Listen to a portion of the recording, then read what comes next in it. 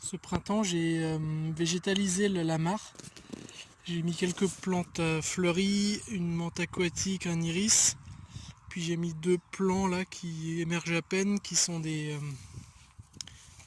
plantes oxygénantes. Et un nénuphar aussi. Et j'ai rajouté des laitues d'eau. Et là, pendant la canicule, ils ont soudainement explosé.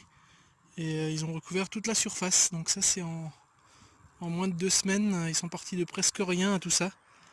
Et c'est plutôt une plante sympa parce que c'est envahissant, mais ça capte l'azote dans la flotte, donc les excès d'azote.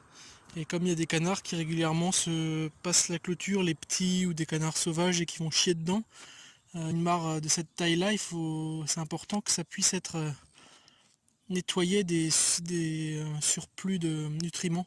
Parce que sinon ça serait des algues et ça serait moins joli que ça. Donc la stratégie, c'est une fois de temps en temps, je vais en sortir un maximum et je vais les utiliser comme engrais. Donc voilà, le nénuphar a bien explosé aussi pendant la canicule. On voit encore l'orage, c'était il y a 2 semaines maintenant, ou 3 semaines, et il n'y avait que les 3 ou 4 feuilles qui sont percées par la grêle.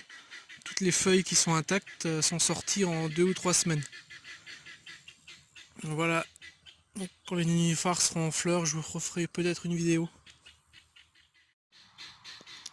Il y a un truc que j'ai oublié de préciser qui est important.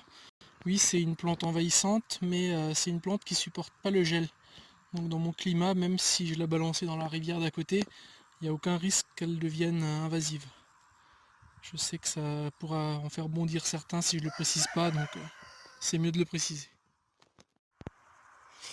Bon voilà, je me retrouve avec un seau rempli d'une plante envahissante, gorgée d'azote, parce qu'elle est envahissante parce qu'il y a des excès d'azote et beaucoup de soleil. Et qu'est-ce qu'on peut faire d'une plante envahissante qui en plus est gorgée d'eau et d'azote? Je vous laisse réfléchir 2 secondes, mais la réponse est assez évidente.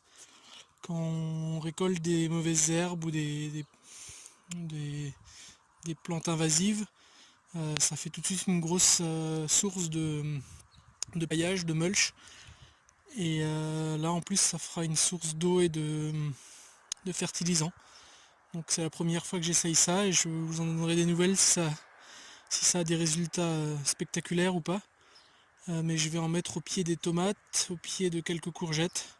Donc tout ce qu'on mange le plus pour pouvoir bien voir si ça augmente ou pas la productivité.